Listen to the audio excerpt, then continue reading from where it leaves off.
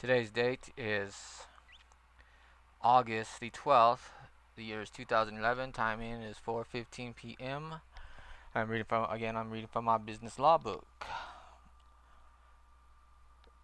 It's chapter 4. That's the only chapter due this week. So, I will begin again. The page I'm beginning on is, where is it at? 101, page 101. Business 340. Consider all stakeholders' interest. Utilitarianism analysis clearly requires an executive to consider a decision's impact on all stakeholders. How else can one determine all the benefits and costs of the decision? Likewise, modern rights theory also dictates considering all stakeholders' rights, including non-compromising an important right unless trumped another.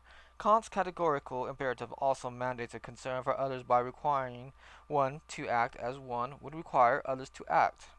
Critics of corporations and modern proponents of profit maximization argue that more responsible and ethical decisions are made when corporate managers consider the interests of all stakeholders, including not only shareholders but also employees, customers, suppliers, the community, and others impacted by a decision. For profit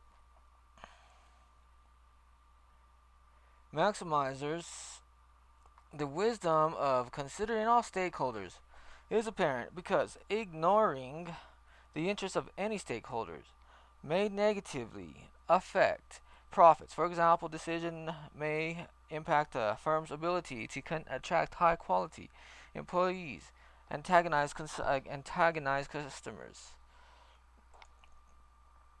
alienate suppliers, and motivate the public to lobby lawmakers to pass laws that increase a firm's cost of doing business. This wisdom is reflected in the guidelines for ethical decision making, which you will learn in the next section. One moment, please. I'm gonna write down the page number so I don't forget. Okay. Nonetheless, there are challenges when the corporate manager considers the interests of all stakeholders beyond the enormity of identifying all stakeholders. Stakeholders' interests may conflict, requiring a compromise that harms some stakeholders and benefits others. In addition, the impact of each stakeholder group may be difficult to assess accurately. For example, if a manager is considering whether to terminate the 500 least productive employees during an economic downturn, the manager will note that shareholders will benefit from lower labor costs and consumers may find lower prices for goods. But the manager also knows that the terminated employees, their families, and their communities will likely suffer from the loss of income. Yet, if the employees terminated are near retirement and sizable retirement savings, or if the termination motivates employees to return to college and seek better jobs, the impact on them, their families, and their communities may be minimal or even positive. On the other hand, if the manager makes the decision to retain the employees, shareholder wealth may decrease and economic efficiency may result, which harms all society. All right, next section is independent boards of directors. In some of the instances in which corporate executives have acted unethically and violated the law, the board of directors was little more than a rubber stamp or a sounding board for the CEO and other top executives. The CEO handpicked a board that largely allowed the CEO to run the corporation with little board supervision. CEO domination of the board is a reality in most large corporations because the market for CEO talent has skewed the system in favor of CEOs. Few CEOs are willing to accept positions on which the board exercises real control. Often, therefore, a CEO determines which board members serve on the independent board nominating committee and selects who is nominated by the committee, owing their position to the CEO and earning handsome fees, sometimes exceeding $100,000. Many directors are indisposed to oppose the CEO's plans. For more than 3 decades, corporate critics have demanded that corporate boards be made more nearly independent of the CEO. The corporate ethical crisis of recent years has increased those calls for independence.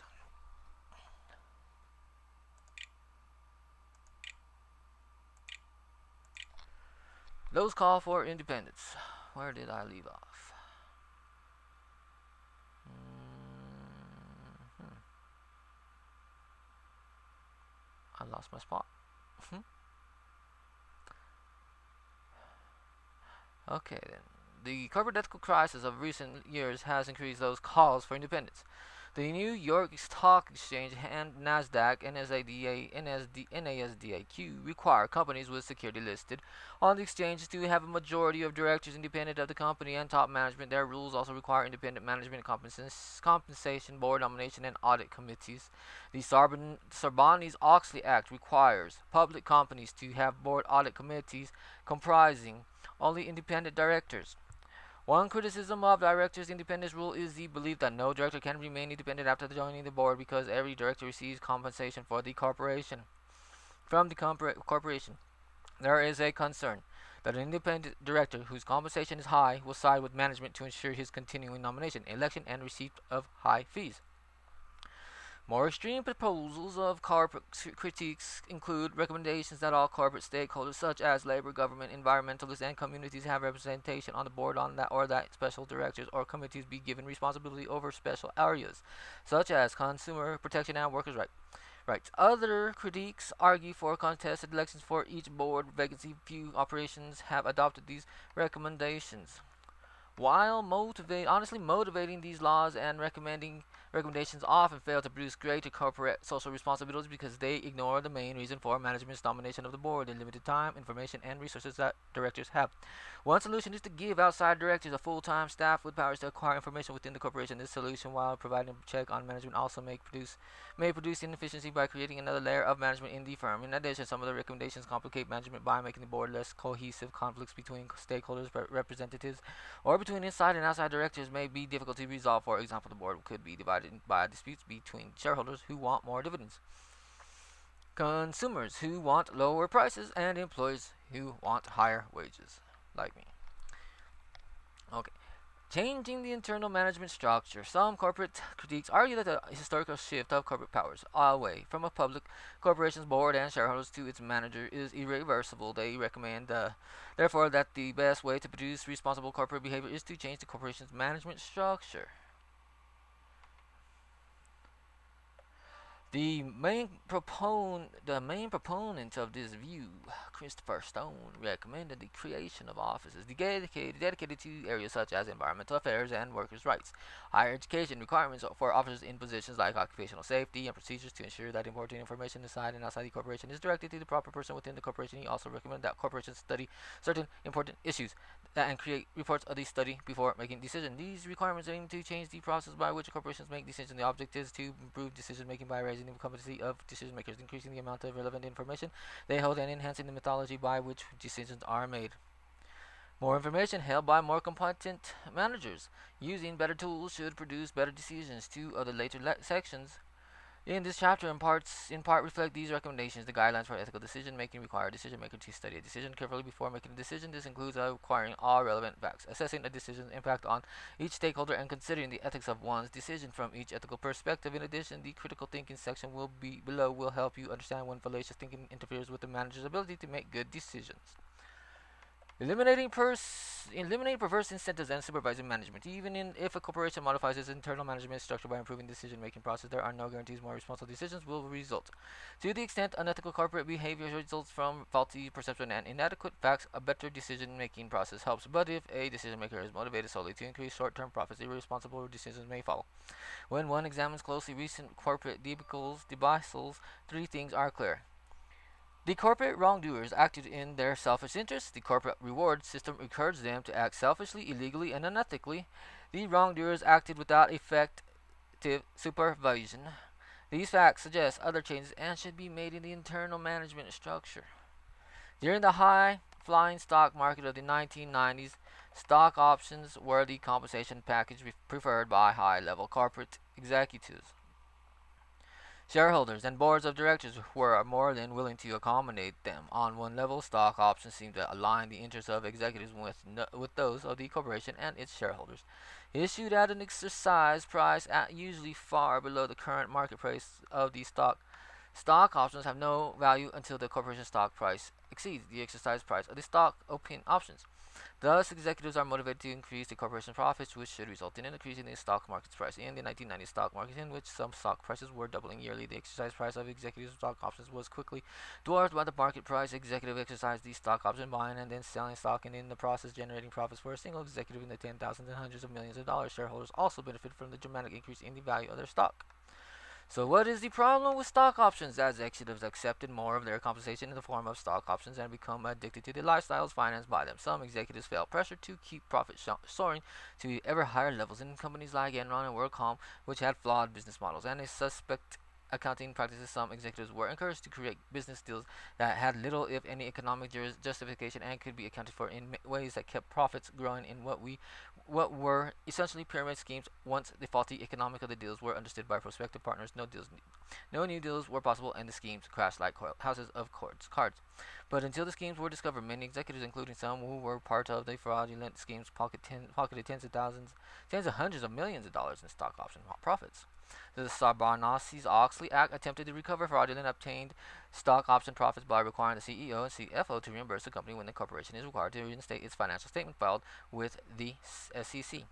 The CEO and CFO must disgorge any bonus or stock compensation that was received within 12 months after a false financial report was filed with the SEC. It is easy to see how fraudulent actions subvert the objective of stock options to motivate executives to act in the best interest of shareholders. Although Adolf Burley, however, has argued for more than 40 years that stock options are a flawed compensation device that allow executives to profit when stock market prices rise in general. Even when executives have no positive effect on profitability, he proposed that the best way to compensate executives is to allow them to trade on inside information they possess about a corporation's prospects, information they possess because they help produce those prospects. His proposals, however, is not likely ever to be legal compensation because insider trading creates the appearance that the securities are rigid. Rigid or rigid? Rigid or rigid? Okay, coming on almost out of time here, but I got about 4 minutes left. Even with incentives in place to encourage executives to inflate profits artificially, it is unlikely that recent fraudulent schemes at Enron, WorldCom, and other companies would have occurred had there been better scrutiny of upper management and its actions by the CEO and the board of directors. Enron executives were given great freedom to create partnership that allowed Enron to keep liabilities off the balance sheet, yet generate income that arguably could be recognized in the current period. It is not surprising that this freedom from scrutiny, when combined with financial incentives to create a partnership, resulted in an executive creating partnerships that had little economic value to Enron. Better supervision of management is mostly the responsibility of the CEO, but the board of directors bears this duty also. We address early proposal to create board of directors that are more nearly independent of the CEO and therefore better be able to supervise the CEO and other top managers primarily. However, best supervision is a matter of attitude or a willingness to devote time and effort to discover the actions of those under your charge and to challenge them to justify their actions. It is not unlike the responsibility a parent owes to a teenage child to scrutinize her actions and her friends to make sure that she is acting consistent with the values of the family. So too, boards must make the efforts to scrutinize their CEOs and hire CEOs who are able and willing to scrutinize the work of the managers below them. Yet directors must also be educated and experienced. Poor supervision of management has also been shown to be partly due to some directors' ignorance or of business disciplines. Like finance and accounting, unless board members are able to understand accounting numbers and other information that suggests management wrongdoing, board scrutiny of management is a process with no substance. I think I'm out of time now. That is the end of this reading. Hope you enjoyed my bubbles.